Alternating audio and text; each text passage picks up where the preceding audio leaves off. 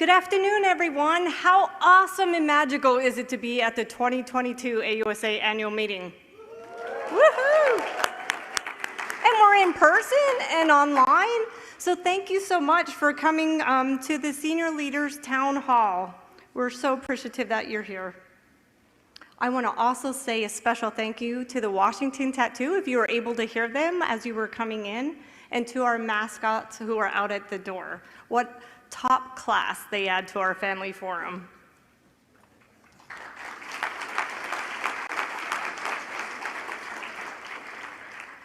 At this time, we would like to recognize our Family Forum 3 title sponsor, the Wounded Warrior Project. The continuous support the Wounded Warrior Project provides to our wounded, ill, injured service members, veterans, and their families is truly, truly appreciated. Representing the Wounded Warrior Project today is Lieutenant General retired Mike Lennington, CEO. Sir? Jose Ramos, Vice President, Government and Community Relations. John Eaton, Vice President, Complex Care. Bria Kratzer, Vice President, Resource Development and Business Development. And Zachariah Pearson, Corporate Partnerships Specialist. Thank you so much to our title sponsor, the Wounded Warrior Project. Thank you. Now we would like to recognize the AUSA Volunteer Family of the Year. The AUSA Volunteer Family of the Year Award recognizes an exceptional Army family whose dedicated volunteer service promotes the well-being of soldiers and families and improves their local community.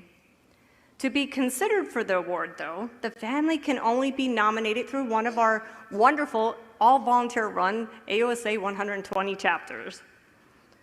We would like to bring, now the family doesn't know this is a surprise. We would like to bring up on stage the family of the year to join me. I apologize, the sponsor for the Family of the Year Award was not able to make it, but they do have a surprise for you later tonight, and I'll share that with you. But if you would like to join me up here on stage, I would appreciate it. The Tomasuro family embodies the phrase, staying ready together. No. They share their time and talents as a family, right, with their soldier and family readiness groups. Woohoo, thank you. Habitat for Humanity, the American Red Cross, spearheading the 161st Vietnam Veterans Reunion, and hosting the Gold Star Teen Adventure, to name a few of all the things they do together as a family. AUSA's Fort Jackson Palmetto State Chapter nominated the Tomasuro family when they were stationed at Fort Jackson. But like all military families, they have PCS, and they are now at Joint Base Lewis McChord, Washington. The Tomasuro family includes Sergeant First Class Timothy Tomasuro, his wife Amanda, and their 3 adorable children, Timothy Jr., who is 15, Zoe, who's 13, and 11-year-old Mackenzie. They are also the 2021 Fort Jackson Family of the Year. It is with heartfelt gratitude that the AUSA Family Readiness Directorate and the Volunteer Family of the Year program sponsor, Veterans United Home Loans, presents you with a token of appreciation to include this wonderful gift up here, a monetary gift, and for the first time in support of our military spouse employment, an internship offer to Mrs. Tomasuro. Oh, wow.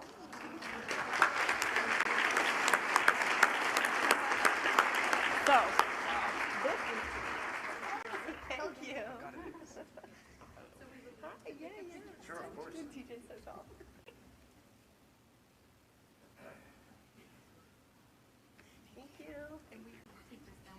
Thank you so much. Thank you.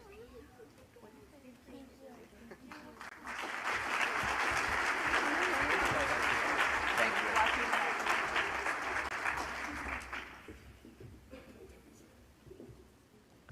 So thank you to the Thomas-Sur family for your outstanding leadership, your generosity, and commitment to the military community. We'll be able to make sure we ship that to you. I don't think it'll go home on the plane. Thank you. Next, I would like to introduce our moderator, Lieutenant General Kevin Vereen. He is the new Deputy Chief of Staff for Installations G9. Lieutenant General Vereen is the Principal Advisor to Army senior leaders on installation policy, plans and resources, which include housing, childcare, and other quality of life programs for all components. Installation armories and reserve centers serve as the Army's foundation and support for the readiness and well-being of soldiers, civilians, families, and Soldier for Life. Sir, thank you so much for agreeing to being the moderator today for the Town Hall, and welcome Lieutenant General Vereen.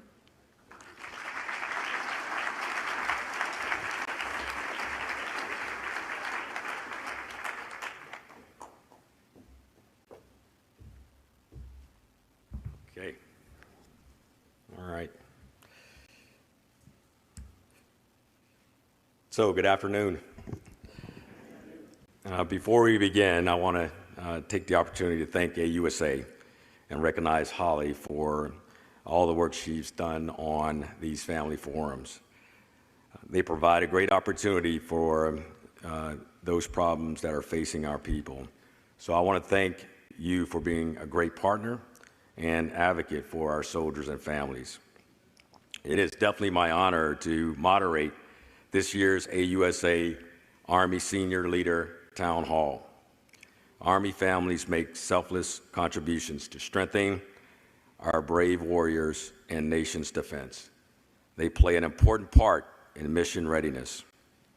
The Army is committed to providing care, support, and services necessary to ensure a ready Army. So at this time, please give a warm Army welcome to our Army senior leaders.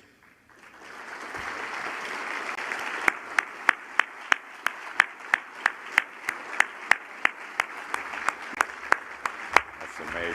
Hey, good to see you. Chief, good to see you. Madam Secretary, good to see you. Yeah. Okay.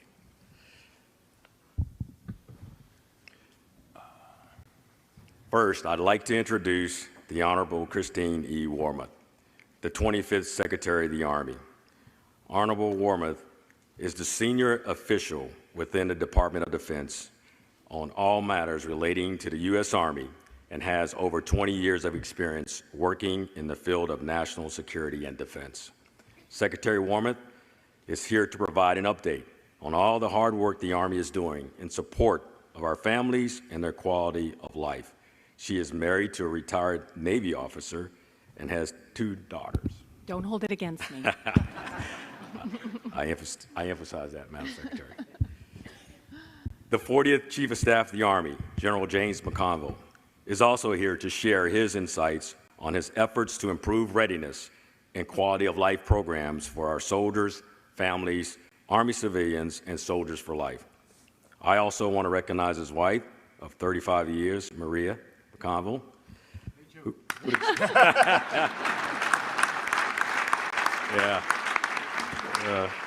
who the Chief also credits as being the foundation and strength of the family. I would be remiss if I didn't mention that they have 3 children who are serving in the Army and a son-in-law who also serves. Let's give a round of applause for that.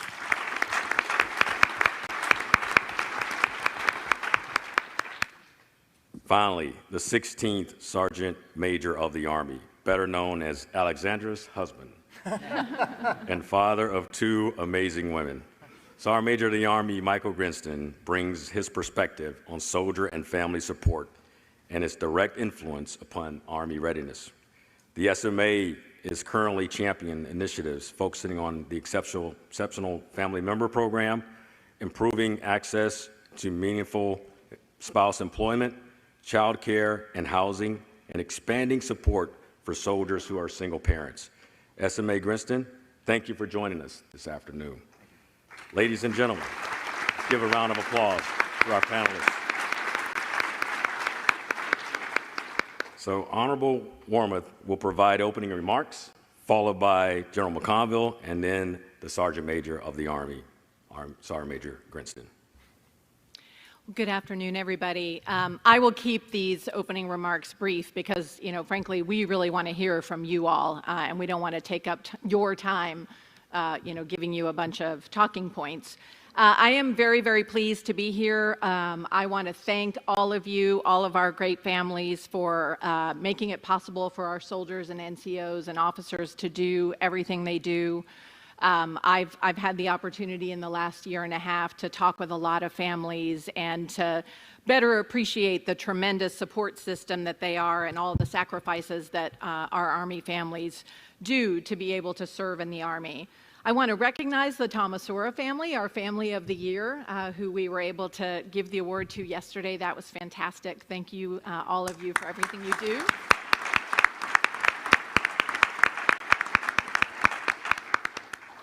I talked quite a bit yesterday morning in the speech for the opening ceremonies about the Army of 2030, and a lot of that was talking about what the Army of 2030 has to be able to do in order to fight and win the nation's wars. So a lot of it was about warfighting and our modernization program, but I also spent a lot of time talking about the Army of 2030 and what that means in terms of its people. Because frankly, if we don't have the best people and if we don't take care of our people, it won't really matter, even if we develop the most amazing, new weapon systems and technologies. People really are the backbone of this Army, and we have to take care of our folks. Secretary Austin, I hope all of you have had the opportunity to see his Taking Care of People memo that came out in the last couple of weeks. He is very, very committed, as a former Army general.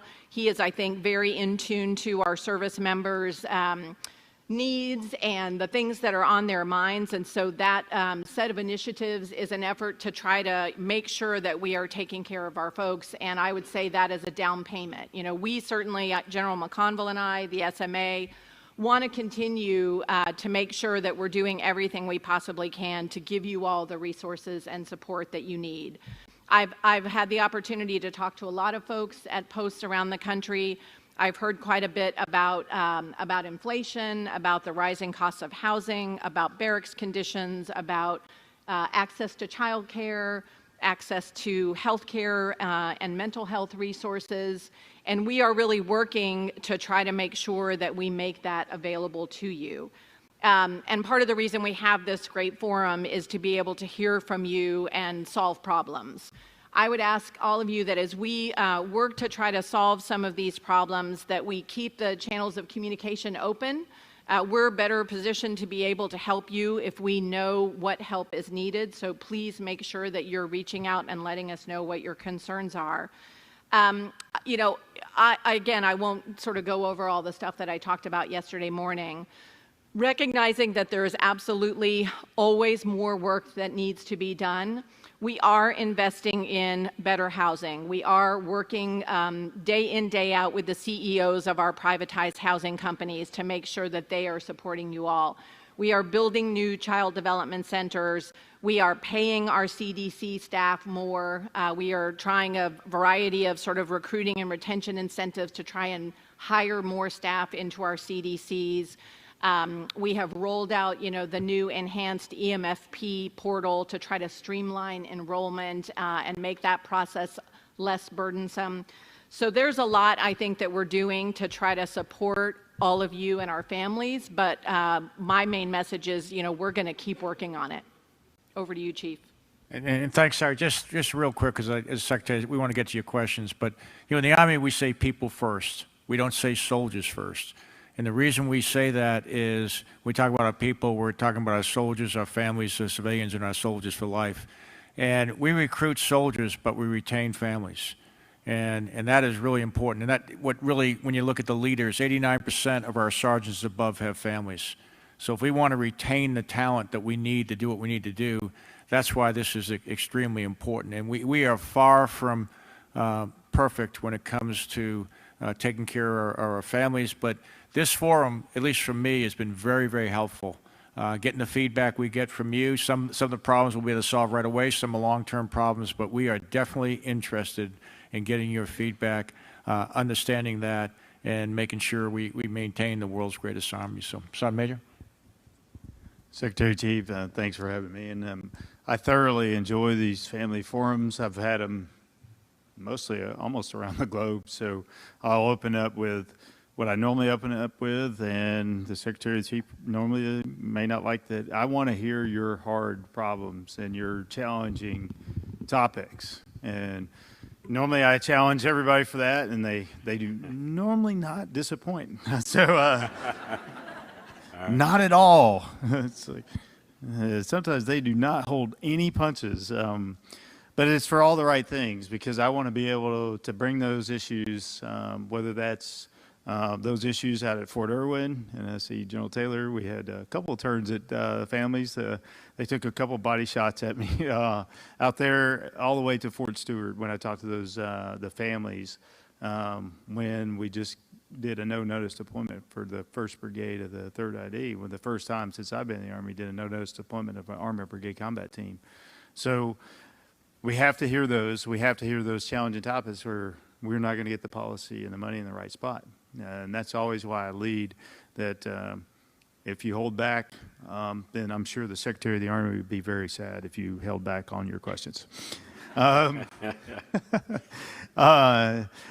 that said, but we do like to action it, and there's some things that we've looked into that I think have just come from things that I've been traveling around, and we all have. And one of those is a parenthood policy. That's how we changed the policy, and it went from a small family forum where somebody said, "Sergeant Major, you know, here's some of the things we're dealing with the family," and then they sent me a really nice letter, an email, and then we worked on this, and then out pops a parenthood policy. Same thing with Enterprise Exceptionally Family Member Program. It really stemmed from PCC, and the chief and I were sitting there, and somebody said, "How do we do assignments if we have an EFMP program, and how do we modernize that? When the marketplace, I can't see that I can go to that place because I don't know if my family can be supported in that area." So those are the things we're championing, but it all comes from your feedback. So I look forward to your feedback. And then more importantly, I look forward to handing all those off to the Director of the Army Staff to help us with those. Other than that, Madam Secretary Chief, I look forward, and then for everyone, I look forward to your questions. All right, that was a great segue into questions, so we're going to get ready for them. If you have a question, there's some rules for one of our senior leaders. I would ask that you use the question cards that were provided for you, or you can raise your hand and one of our staff will bring a microphone to you. I also ask that you be concise with your questions so we can address as many questions as possible. We also have people in the back of the room monitoring and streaming webcasts for questions, so we'll take some of those from our viewers as well. And I will be reading some of the questions to you from the podium as well. So let's get started. Okay. All right, the first question. All right, so as we continue to reduce the stigma of help-seeking behavior around mental illness, do you believe we are getting closer to treating mental illness like any other disease? I'll take that for starters, I guess.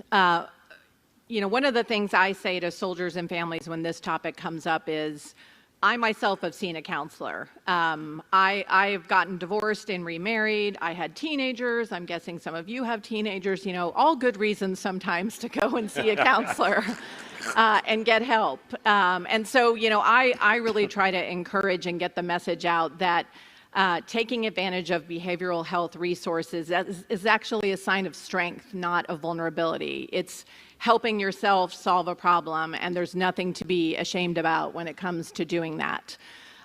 You know, we are, I think, doing a better job of making behavioral health resources available. You know, certainly when we saw some serious signs of strain in Alaska, working with the chaplain, with our MFLICs and others, we surged resources there.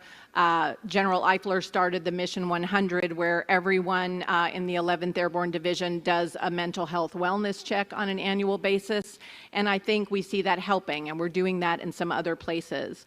One of the biggest challenges we have, though, is, nationwide, we have a shortage of behavioral health resources. And so, the pandemic's been hard on everyone. And I think one of the biggest things we've got to keep working on is trying to increase the capacity of the behavioral health resources that are available for our folks, particularly in more remote locations where it can be harder to hire civilians, places like Fort Irwin, for example.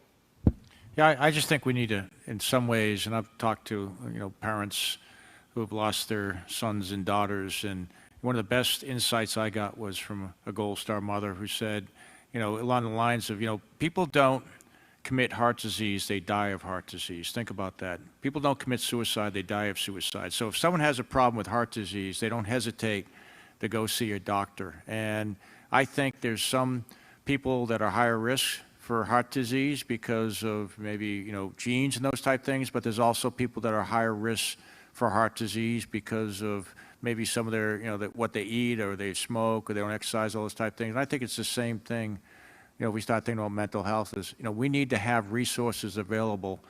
And just like heart disease, if you treat it early on, when things are just starting to develop, I think we can save a lot more lives. And so we are committed to making sure that health care is available. Some of the leaders are going out there and trying to break down the stigma by everyone's, getting a checkup and, checking your cholesterol just like you check your mental health. And I think we need to continue to do that. Sir, I'll try to keep my remarks short. Here's why. This is a really difficult topic that we've really been studying for a little while. And I will frame it as that, number one, it's okay to seek mental health. I did it. I announced it a couple of times in November. And recently, I asked to go back. It was a tough summer in the Cranston family. And I said, well, maybe it's time for me to go get another checkup. And I did ask to put me back on the docket. So everybody, it's okay to seek help if you need help. But I do want to caution you is that is not the panacea for all your problems. And I say that because we are human beings, and this is just what I believe. The connections matter. You can't just have one. If you only have one and it's only that connection to behavioral health, I think we're all at risk to something. And the more connections you have, the better. So we can't just say, oh, just go to behavioral health. Well, but if you have no friends, you have no family, going behavioral health, I think you're still at a risk for a lot of things. And I think what I find is leaders sometimes go, well, you went to behavioral health, good to go. And if you haven't read a book by Dr. Greg Bryan, Rethinking Suicide, I encourage you all to do that. And what he says is that we're all at risk. You have some bad things in your life. Maybe you seek behavioral health. Maybe you can talk to a chaplain. Maybe you go to INFLAG. I think that's when we use all the resources that we have, I think we're all going to be in a better mental state. But we can't just use only one resource. And that only one resource gets me to behavioral health. But there's a whole ton of other resources. And some of those resources are your family, your friends, your golf buddies, your running partners, your chief of staff of the Army. Right? That's your squad. And I really caution us all is that sometimes it's like, go seek behavioral health. We're good. You went to behavioral health. And we can't figure out why you're still having a lot of issues because we're not connecting all the dots. Again, it's 100% okay to seek behavioral health. I still have my TS clearance. I still get to go to all the meetings. I still get to be the Sergeant Major of the Army. Oh, and maybe, no, never mind. Let me know once. All right. Good. Okay, next question. How does EFMP work with Command Management Division when generating the command select list? That is a more detailed question than I am able to answer on my own. So I would look out, and it's a little bit hard to see. I don't know whether, General Vereen, you want to take that, or if we have someone from our G9. HRC. You want? Madam Secretary? Oh, go for it, SMA. I'll start because there's an enlisted part of this too. So Great. for the command select list for the CSMs, so please 100% update your EFMP in the system. There's a lot of sergeant majors as master sergeant when you go to CSL for battalion and brigade. If you don't have that updated, it's hard for us to go, oop, let's go for this assignment. So what the goal is to look at the assignments, and then for the CSMs, I'm just talking about the CSM program, and if HRC or G1 can correct me if I say anything messed up, but we look at that and try to say, okay, this is where you can go, but if your EFMP is not updated, it makes it a lot harder. And yes, we have some of those. But we look at where you're going, what are the resources, but then there is a choice. And we, Chief, you and I remember, we've heard this at PCC. We've had this debate, like, Sergeant Major, well, just take all those assignments if I can't go there with my family off. And some people say, wait a minute, I always wanted to be this, whatever this is. And if that can't support where you go, do you want us to make that choice, or do you want to have that choice? So we could say you don't get to go to be the 4th Brigade of the 101st because that doesn't support your family, and they don't have the capacity. So from the enlisted side, we're very cautious of that when we look at the CSMs. But the biggest thing is please update your EFMP in the system, so then when we're doing, here's a battalion available or brigade, that it will support your family. Yeah, 'cause is it G1 here? Okay. Yeah, I want to say something. I'm going to turn over to you for the final on the slating thing. We want to give people, an opportunity to serve wherever we can support them serve. And some people say, well, why don't you just know, that, Fort Carson is this? And it really, the challenge becomes, and this is where, as we do a better job of, getting a 21st century talent management system, we will know, because assignments will get updated very, very quickly. But if you think about it right now, people go, well, how come you can't tell me whether I can go here or not? Depending on, your dependent situation, it may be because it's depending on a specialist. So that specialist that happened to work at Fort Carson that does absolutely all the things that you need for your child's care may move. And then all of a sudden we don't have that specialist there. But what we want to do, and where we're trying to go, is get to that level of fidelity where we know exactly where everything is. And as you go into the marketplace, wherever you're going, you know exactly what that is, and we can work our way through it. So, Roy, you want to add anything to that? Yes, I will. So, sir, the Sergeant Major hit it right on the head. We're taking in information now. We have a new system, EEFMP, out there that makes it a lot easier to put it in there. But all of those things come into play as we're looking at the assignments. There are care providers out there that we may know about now, but say for mental health, they've got too many patients. So we have to bring all of those things into play. But the very first step is us knowing what exactly that the individual and the family needs. Okay. All right, this question is probably OTSG to follow up if there's some responses from the panel. So how will care and access to resources change with the medical treatment facility medical billet cuts? Yeah, I think that's definitely one for the wonderful General Scotty Dingle. Hey, sir, you want my mic? 20 minutes, yeah. The one thing that I will say is that when the Secretary and the Chief say that people, are first, they mean that. And so for many of you all have seen in the press that initially the number was 6,900 plus military billets cut from the MedCom.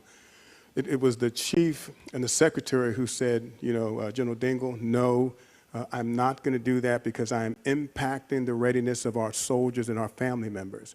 And then so, we redid the assessment. The number was brought down to 2,900, or plus.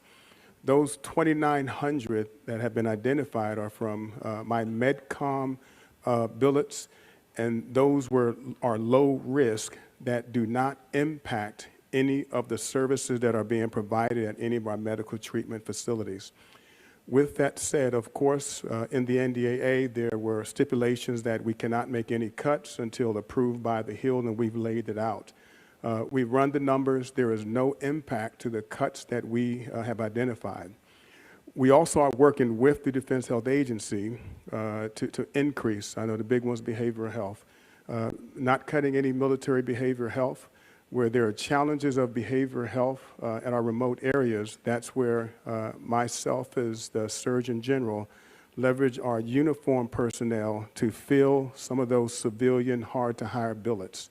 Overseas, likewise, the guidance from the Secretary and the Chief to me is to move my military personnel to provide more capacity and capability, in this case, behavioral health, Alaska, and other remote areas.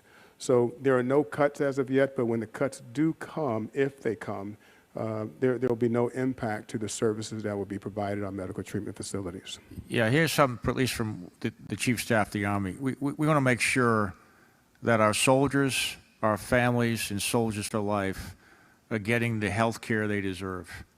And, we are in a transitions, and transitions are always dangerous times, and, people moving various plans and beneficiary plans and who's getting what, where, and what we need is your feedback. So if you're in an area where you've been, put out, in the civilian community and we're not getting you the health care that you need, we need to know that. And, as Scotty said, we'll move people to make sure we have the appropriate medical capabilities. Some of you may be better served by, the type of medical care you're getting, but we need to know that. And if you don't come back to us and let us know, we won't know. We will move our medical personnel to provide that type of care. And we are, and the other thing is bringing back up, hey, TRICARE doesn't provide for this, or, the medical plan we have, yeah, we have medical insurance, but it doesn't work. No one will take it. And we, to me, we have a sacred obligation to provide medical care to our soldiers, our families, and our soldiers for life, and we are committed to doing that. Okay. All right, I guess what goes around comes around, because this one's a G9, probably. So this is going to be interesting. All right, so we heard about community connections this morning, and ACS is the most effective organization to connect families to resources. ACS has been cut a lot in the last several years. Is the Army going to evaluate if the ACS cuts were too much? Let me start with that, Kevin, and then turn it over to you as you like. As the Chief said, similar to healthcare, we want to make sure that our folks have what they need and have the support services that they need. So every time we build the POM, we try to dig into, the issues enough to be able to understand and make informed choices about where there are trade-offs. And I think, that is something we have processes underway where we can actually sort of go in and do deep dives into issue areas. And I think, that's something we can look at the Connections program, whether we've got the level of resources there right. Because I heard it was, it's a great program. I heard there was a terrific session this morning. And so we want to make sure that we're not cutting into bone, certainly. Yeah, one of the things that, I've learned at a bunch of different post is really the services that ACS are providing. One size doesn't fit all. And, I remember being a post, senior commander at a post, and we had like 513 programs, and, you're trying to go, okay, which ones? We can't afford them all. We want to afford the ones that really make a difference. And, and what we want to do, and we're trying to do is have, again, get feedback to senior commanders, which programs are working, which ones, did we cut? We've had some of those type things where we cut some key people and organizations, and we just need to make sure we know what they are, and we can, and there are always opportunities to bring them back if we missed it. But we are taking a look at those type things. Sergeant Major? Yes, sir. I'll highlight 2 areas that you could help us out, and I would actually ask for help. ACS is a fairly broad topic, I would ask for more specificity, like what function did we cut? Not for now. You can send that to me. My team will love that. Please, like seriously, that's number one is please let us know as we travel around in those family forums and you're meeting with the Sergeant Major Army. Said, hey, you cut this. Why did you do that? And let's have a discussion and not, generalize just ACS. It actually helps us inform us on what specifically in your area that you cut that maybe we need to bring back. That's number one. And then number two, we still have the Army Family Action Program. The Vice chairs that, and I know the DAS has chaired it a couple of times with me. And those, from your installation, these things come up and said, hey, we cut this, and then we need to look at it from the Department of the Army all the way through Senior Mission Command Authority. So there's two ways to get these issues bubbled up. If we're cutting something, just let us know. But I would just ask to say, hey, it was this in the ACS, not all ACS. And it may be specific, like the chief said, for your location. Okay. All right. I think this is a great topic to take back. And we'll take this one on in the task force. We've got over 80 folks on our task force for quality of life. And this is one we'll definitely dig into and make sure that we're advised the right way. But it's all about feedback. And so we appreciate any feedback you can provide to us. And then we'll take that with us as well. So thank you. Okay, we got a question in the room. Yes, thank you so much, first of all, for all the esteemed panelists. I have been a long-standing volunteer with the Association of the U.S. Army out of Kuwait since 2007, and as a result, I have been in exposure with many soldiers, things related to the mental health and physical health. And coincidentally, I'm also a volunteer in cancer patient support and prevention since 2012. So I needed to make a comment that there is a gray area between the physical health and mental health.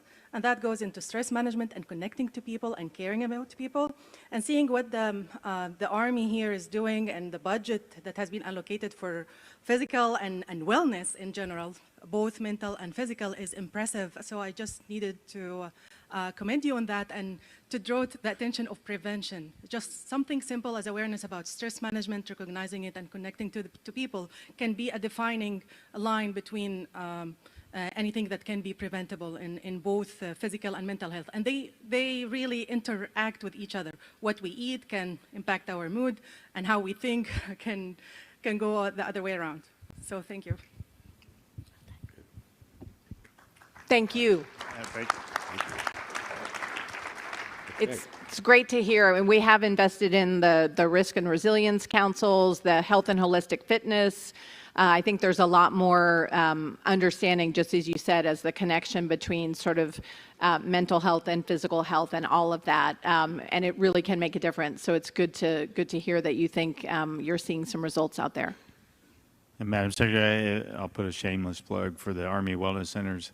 If you haven't visited those Army Wellness Centers, they have stress management. They do classes. It's one of my favorite places to go. They give you some meditation. They got this really great, chair, that sits in there for, and so Belvoir, it's just like they guard the door for 10 minutes. The Sergeant Major Army gets to get some meditation and goes into the massage chair and those sore muscles and a little bit of meditation. But that's what I'm talking about. What I was talking about earlier is that sometimes we're not using all the resources that we have. We have Army Wellness Center, and they have stress management. I was trying to get one now we have a watered down or a less or different version of that in the Pentagon, but I said, no, we really need this in the Pentagon. But there is at Belvoir. We have them all across the nation, actually across the globe. We have these wellness centers, and sometimes they're not utilized to the fullest extent. We have it, but you have to use it. Okay. All right. The next question. Could you talk about how the Army's new recognition of spiritual readiness supports holistic health and overall readiness?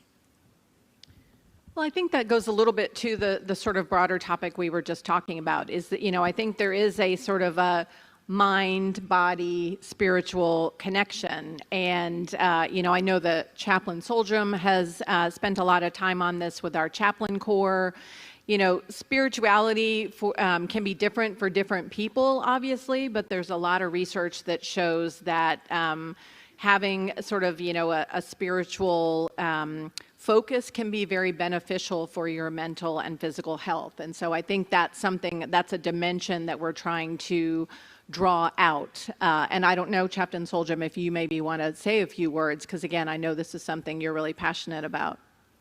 Yeah, I think, thank you, Madam Secretary. So I've been sitting here listening, I'm observing, we talk, and we talked about this morning. I see the smile, SMA, you know where I'm going to go with this, right? So we're very comfortable talking physical. We're very comfortable talking mental.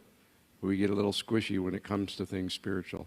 So just let me give context, right? Every person in this room is spiritual. Science, evidence-based science says all people are born spiritual. 30% innate, 70% the environment.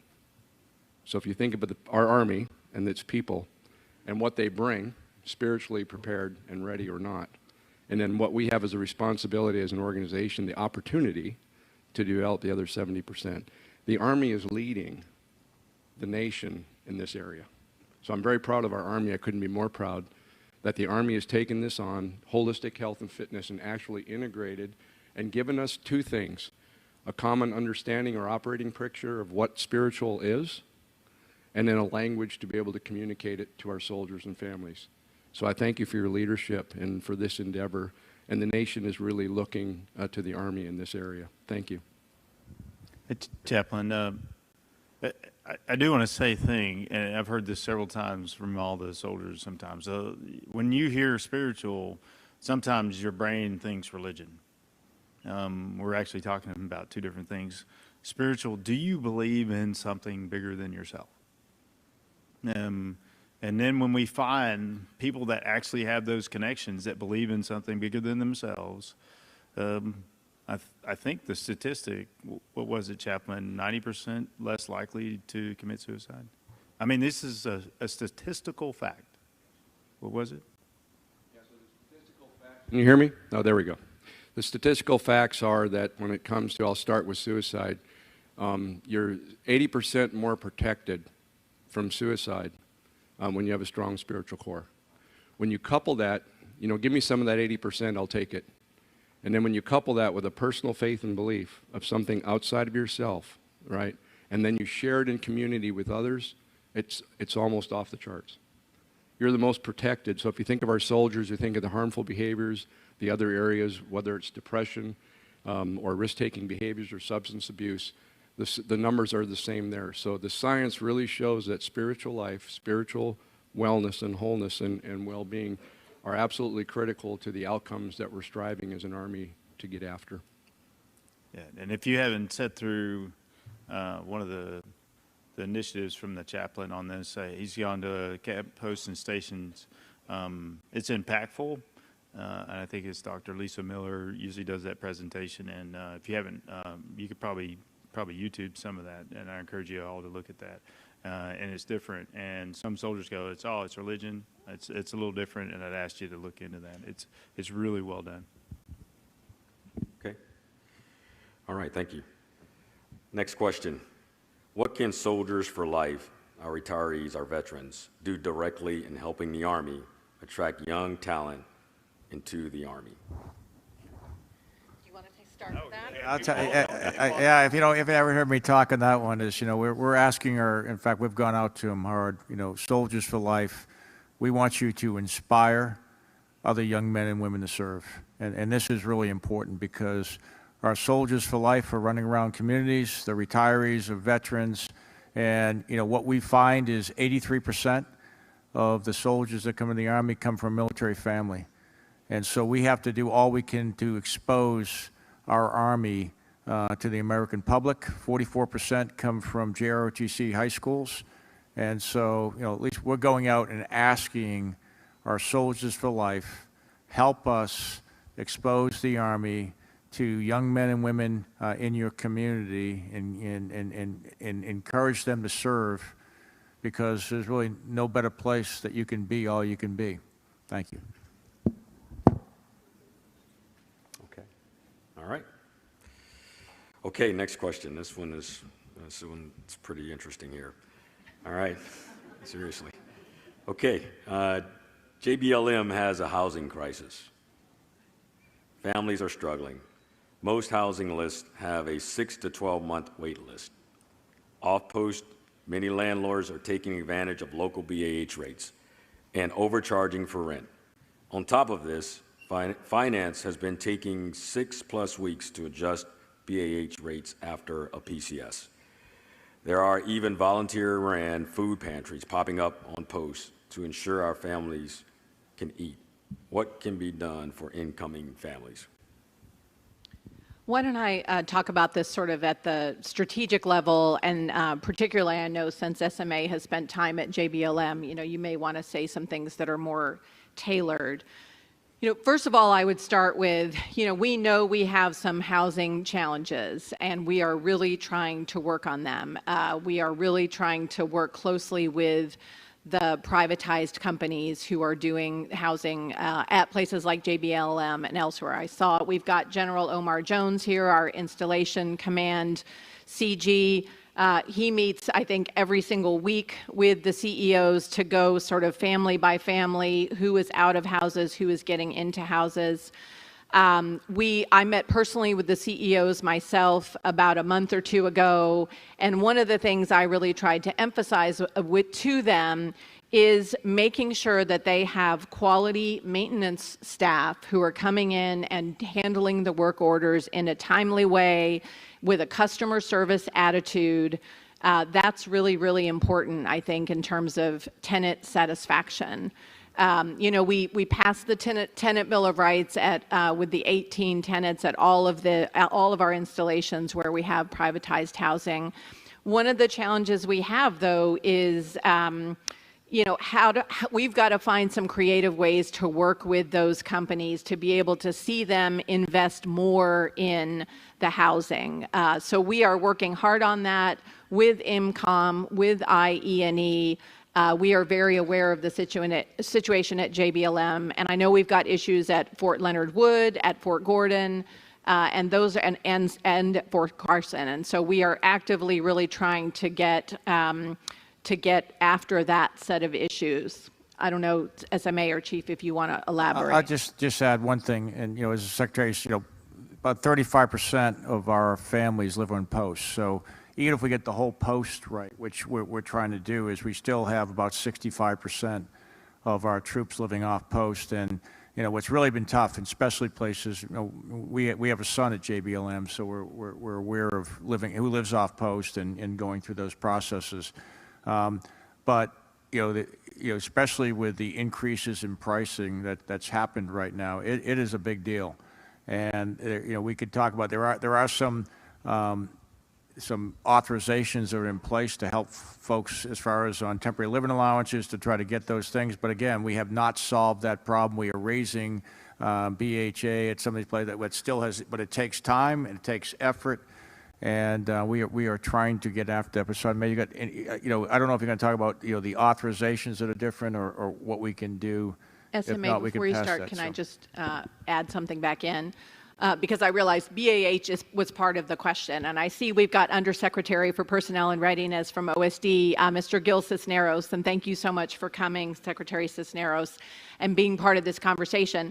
One of the things that we're doing is working with OSD to really look at how BAH is calculated and sort of what are the anchor points that go into that and what are the assumptions that go into utility rates, for example. Because I think part of what we've got to look at is, does the way we calculate BAH, really incorporate some of the inflation costs that we've seen in the last couple of years? So that's something that we're really working on with OSD to try to get after this issue as well. Madam Secretary, thanks. I've got a whole list, but I'll just caveat a couple of things. First of all, please read what the Secretary of Defense just put out on taking care of our people. Some of that was addressed, and we just have to know. You don't have to wait. So, but some of this you have to apply for. Like, 1 January, the basic needs allowance, you're going to have to apply for that. That's number one. That's already there. It's already approved. It's coming. But if you don't know and you don't apply, Yeah. your soldiers are frustrated. So please read through that one more time, because some of that is being handled. Extended temporary lodging allowance. It can go longer so you can stay in a hotel. And nobody likes to stay in a hotel. I understand that. But you have to know what entitlements are so that some of this was addressed. And then lastly, it's what Madam Secretary said is how we calculate it, but also when we calculate BAH. And I've said this a couple of times. It cannot only be once a year. It needs to be a little bit more reactive. But what is that? And as we get to a digital age, how can we calculate BAH maybe twice a year, right before the PCS season, so when you are in that pinch, you can get a place to live based off the basic housing allowance. And the Secretary of Defense has addressed some of those issues, but it's still a struggle. And again, we often don't talk about this, but I just need to make sure as we receive people on our installations, we have to sponsor them well. We have the resources in ACS that will help you find affordable living in an area, but if you don't go there, you don't know about it. And I know another former JBLM was the First Corps commander, which was the vice, and he set up a special office to help folks as they transition because of all the resources that we have. So please, in this case, if you're struggling, go to ACS. There are some resources on, especially JBLM, and all your installations, and that can help you in that transition. But we will need some help, and I'm really glad that Patty Barron is also here too, because she's a big champion. But this is a complete department issue, and we need to address it. Okay. All right, next question. We encourage suicide prevention for our soldiers. However, it's the family who sees the first sign. How can we better educate families on suicide prevention? Can we include child suicide prevention? The numbers of child suicides are staggering. That's a great question, because obviously all of those kinds of things, it becomes a family dynamic. And often a family member will see a sign potentially sooner, perhaps, than squad mates might at work. So I think, we absolutely need to look in, make sure that the programs we have focused on suicide prevention can include family members so that we can talk to family members about the spirituality issues that the chaplain was talking about, that we can help people see what the indicators might be that there's a problem.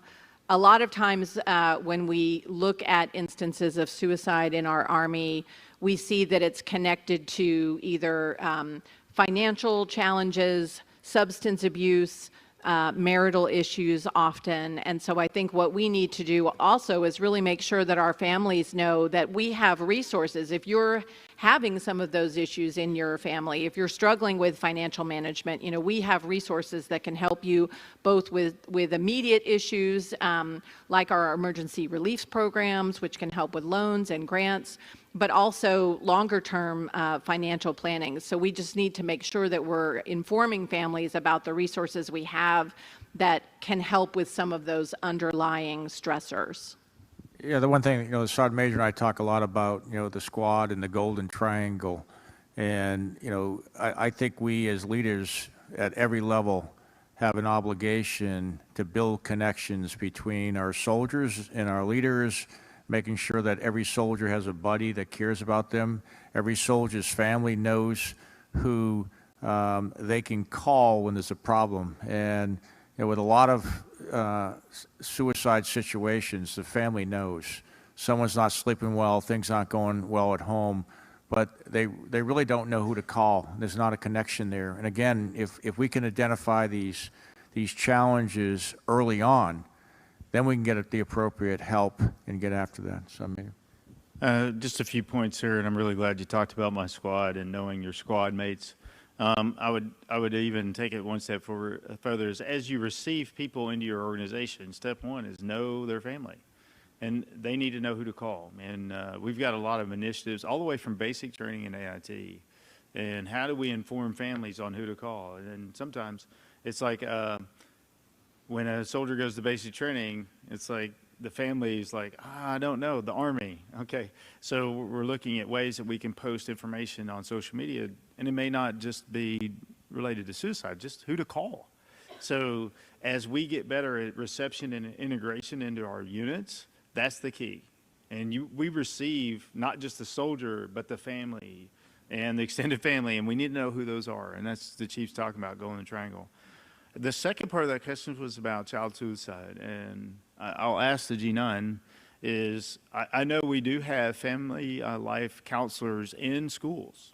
I know we had one in Mann Middle School up in JBLM, and I know we had one, I think, Washington Liberty. But I don't know, is that in every school, where a post is, but I know they have some. I just don't know where they're at. And those are just for our children to have somebody to talk to at school, so you could see a counselor that deals with military children issues. That's not the end-all, do-all, but that is a resource that may not be well known, and I don't know if you got more on that. We do.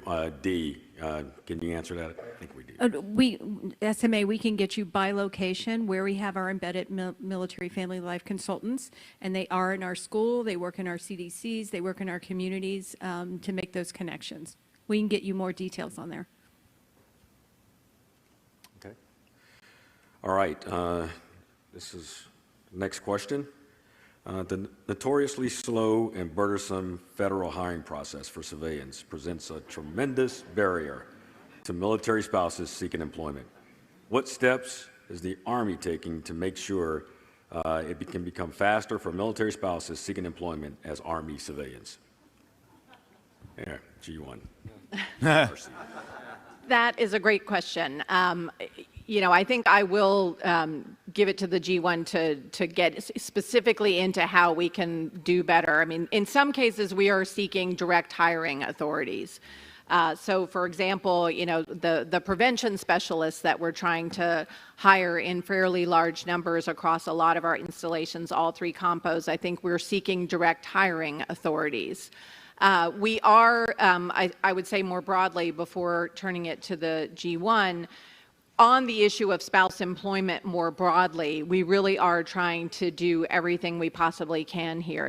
We are trying to get the word out about the fact that we will reimburse folks up to $1,000 for professional licensing. And a good number of states now around the country have laws on the books to make licensing portable from state to state.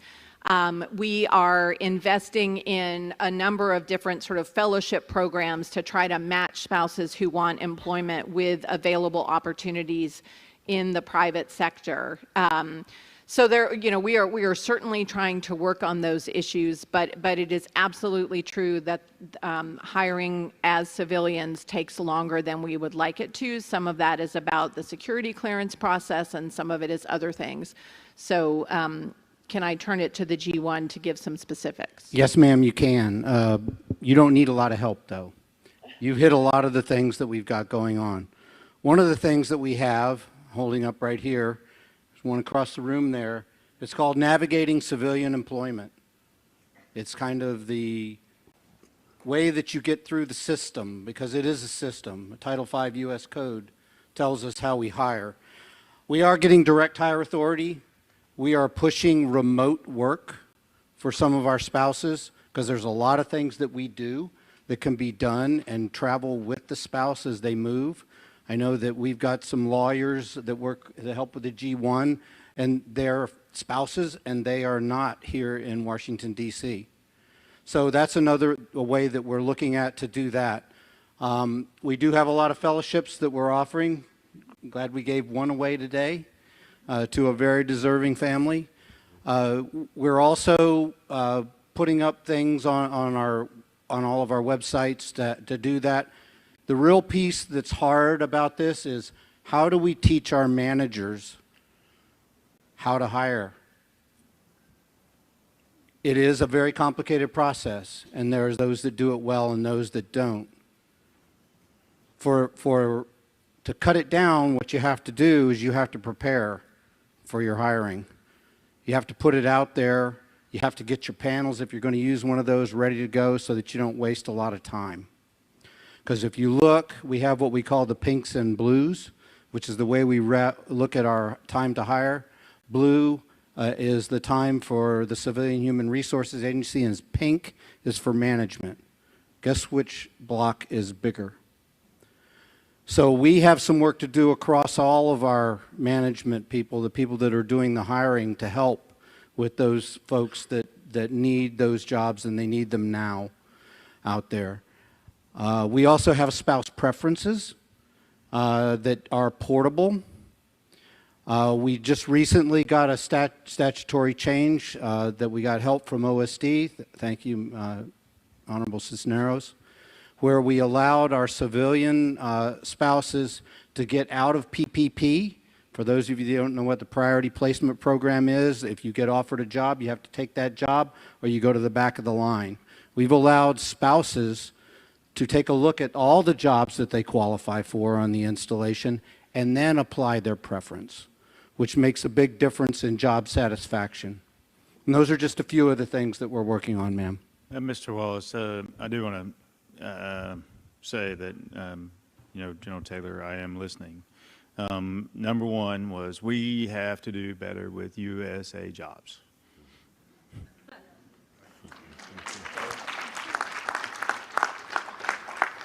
Okay, I still have the task. I'm not letting it go. We can talk about all this, but if I have to have a PhD to get hired in a job, I'm going to go somewhere else. And that's what our spouses, we are losing talent because the system is so hard to navigate. He held up a pamphlet. I'm just assuming that, on LinkedIn, or I'm not advertising for any, we'll say some system, anything you go into, it's not that hard. You go, hey, I'd like to go for that job. That's great. Good. Let's hire you. I literally have to have a PhD to get in a USA job. So I appreciate all that, but I don't want you to walk away and think that I've let go of that topic. I am not letting go because we lose talent all the time. All the time. And I know this personally. My spouse, or I was on Fort Bragg.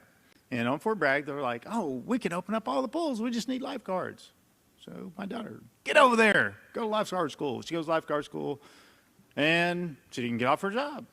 And you don't want to say anything because, you're first come. And I'm like, oh, don't say anything. It's okay, I'm not saying anything. And then somebody goes, the MWR goes, hey, we really need lifeguards. I'm like, okay, well, you didn't offer a job. You after half the class a job. I don't know. Oh, there's something wrong with the system. So I've watched this over and over, and I know there's spouses that are out there that are saying, please help us out with the USA jobs. I know that is not an Army system. I know it's all a government, but we can do better. And that's what we need, an easy system that can navigate the program so we don't lose talent when you move from post to post. Yeah, I'm going to have to read. I was the G1, I'm a recovering G1, and I was in charge, as Roy said this, and I could never figure it out, and I've had too many people come to me, and U.S. jobs, if we were in the business of trying to, match people or do talent management, it doesn't work. And I don't know what to say. I don't know how to fix it. I wish I could. I've put out, been through the whole process. But, if anyone's out there that knows how to help fix that for certainly our spouses, I've seen so many qualified, family members that are absolutely the right, person to take the job, and we're not trying to use influence or anything. And then, as Sergeant Major says, the job goes unfilled, then people come back and you're in the command, you're going, we can't get enough of these type people. And you're going, well, these people over here want to do it. You want to hire them, but they don't come out, they apply in USA, they go into some machine somewhere and they don't come out the other end. And if they don't go in the machine, even though you want to hire them and they want to be hired, it doesn't work. So if anyone out there can help me and try to figure out how that machine works. I don't know what goes on in that machine, but what I do know, and I'm an outcome-based person, is we're not able to take the talent we have and match it with the people that want to hire. Okay? That's where I'm at. So I think the MNRA. So I'm working on it. I think everybody agrees that it is a challenge. I am also a victim of USA Jobs. I put in an application for something I was eminently qualified for. 6 months later, I got a thank you for your interest in national security. I'm a disabled veteran, so I was very confused by all of this. But that was an experience from about 10 years ago. I met with OPM. Dr. For our DASA for civilian personnel is working very, very closely on all of these problems. So it's not we're all wringing our hands and saying this is a terrible system. We're subject to what the OPM system is. We're actively working and aggressively working towards making it better. So we're working on it. Okay. All right. Okay, I think we got time for maybe 2 questions. Let me see if I can. Okay, all right. So this is, okay, this next question. Would you consider reviewing the current policy that prohibits single parents from joining the Army? In today's society and recruiting efforts, we lose a lot of candidates because we require them to forfeit custody until they arrive to their first duty station. Obviously, we are in a point right now with the Army and our recruiting landscape. I think we want to, we are revisiting a lot of things, frankly, in terms of the way we've always done things. And we can certainly look at this. I do think at the same time, obviously, serving in the Army is challenging. We ask all of our Army folks and families to do hard things. And, we require everyone to have a family plan. And I think for single parents, that is something we want to make sure that anyone who's a single parent is going to be able to deploy, going to be able to go out on training, and obviously have assurance that their dependents are taken care of. So there are some challenges with that I think, those are the kinds of issues why we've had the policy we've had. We can look at that, and I think we're looking at a lot of things with fresh eyes, but I wouldn't want to make guarantees at this point. Yeah, Madam Secretary, I'm pretty sure the G1 already has this question for action. It came and the up, MNRA too. Yeah, and the MNRA, it came up. I can't remember whether it was in the Army Recruiting and Retention Task Force that was addressed. And today, what about this? A lot of single parents don't want to give up custody of their kids to go. But I think it's already in action in the headquarters that we're looking at. Obviously, we don't have the answer yet, and clearly we've not brought that to the Secretary of the Army. Yeah, I see nodding heads. Yes, ma'am, it is. It's part of the RTF work that we're doing right now. Okay. All right. This is the last question, so we're almost out of time. All right. Can we make it mandatory that all soldiers, active, Guard, Reserve, see a mental health provider annually? I think we've talked a little bit in this forum already about mental health issues, and the SMA made some good points about access to behavioral health resource is not the answer to everything. It is not a silver bullet. It's an important resource that's out there, but it's not the only one that's out there. And so to scale up, and have the entire about 1 million person, or even the active Army, 465,000 people strong, to do 100% wellness checks would be very, very resource intensive. And I think we have to look very carefully at what result we're going to get for that investment. I think it's, we're probably better off looking at the totality of resources that we have available to make sure that our soldiers and families are supported and healthy physically and mentally. And again, that is about the Golden Triangle. That's about taking care of your squad. It's also it's about health and holistic fitness, and it's about behavioral health. Yes, I guess I think the question was behavioral health, and because I have asked and and I did that already at the AFAB with the Office of the Surgeon General, to look at how can you do a wellness check? Not necessarily everybody sees a behavioral health provider, but how can you do a wellness check, and could that be part of your annual checkup? And I'm very deliberate with the wellness check versus behavioral health. If you need to seek behavioral help, that's the dilemma. We don't have enough. We've already acknowledged that. And then maybe I don't need to see behavioral health. Do we want to give that time slot for somebody that actually really I need this appointment right now? And that's the dilemma. But there are other ways, and we've seen success by the Big Red One, and we've seen by the Mission 100 in Alaska. But those wellness checks are not always done by the behavioral health specialist. It could be the military family life counselor. It could be your chaplain. So what does that look like? And I think we're still working through that, Madam Secretary. But not just everybody sees behavioral health, because if you don't need it, then you're going to take a time slot for somebody that really, really needs to see behavioral health.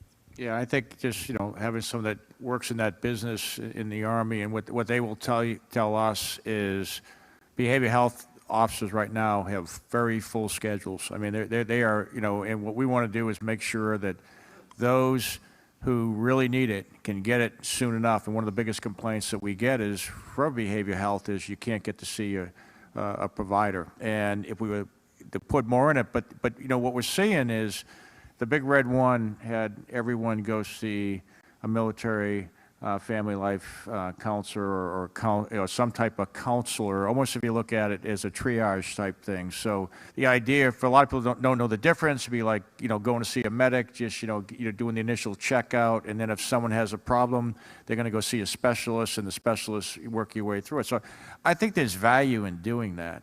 The idea that you get some type of check, and it could be with the chaplains, and we got great chaplains, and we have great military family life counselors, but the specialists, we want to get the people that really have behavioral health needs to the people that do that stuff for a living. And again, there's only so many of them, and they only have so much time. Okay. All right. So that ends our questions. I would also tell you that we do have a lot of folks who probably had some unanswered questions. So I would also offer the opportunity for you to engage our Army staff. We have folks from the G1, the G4, our chaplain's office, our Surgeon General, G9, MNRA. We have all of our major staff elements here. So we will take your questions after it's all over with, and we want to make sure that you walk out feeling that your questions were answered, or at least we're going to come back to you and try to resolve some of this. So I'm going to take the opportunity now to provide our Army senior leaders an opportunity to make some closing comments. So we're going to start with the Sergeant Major of the Army. I just want to say thank you to all the families. I've been around the world for 35 years, drug my family all over the place, and I would not be sitting here if it wasn't for my wife and my kids, without a doubt. And the reason he introduced me as Alexandra's husband is, a lot of people say, well, how do we address you? And I said, well, I really don't care. Just don't screw up this. Alexandra's husband or Sophia and Isabella's dad, because those are my favorite two titles. After that, I'll answer to pretty much any old thing. So I couldn't be more proud of what you all have done in the last 3 or 4 years to support your soldiers, and I couldn't be more proud to be your Sergeant Major of the Army. Well, thanks, Sergeant Major, and we are.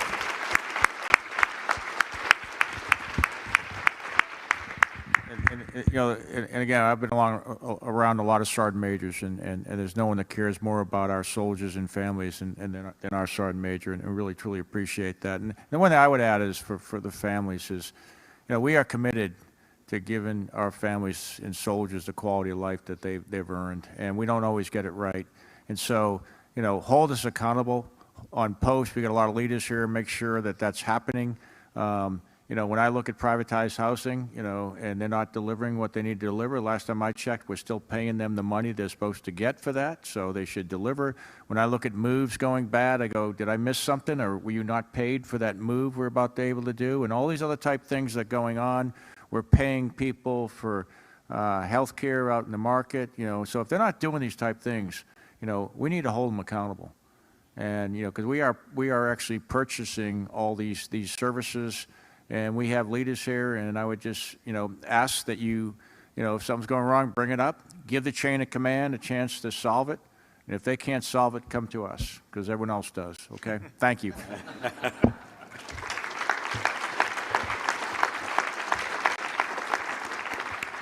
I don't think I could say it better than both the SMA and the chief, but I would like to thank you all. Thank you for everything you're doing. Thank you for being a part of the Army. Thank you for supporting your soldiers. It's just really something special to see. I also would be remiss. First, for SMA, I'm still in denial that eventually this particular SMA is going to move on. But it occurs to me all of a sudden that while I'm sure this is not the last general family forum for the SMA or for General McConville, this is the last family forum for here at AUSA for Sergeant Major of the Army Grinston and for our great chief. They are both, two tremendous Army leaders, and this will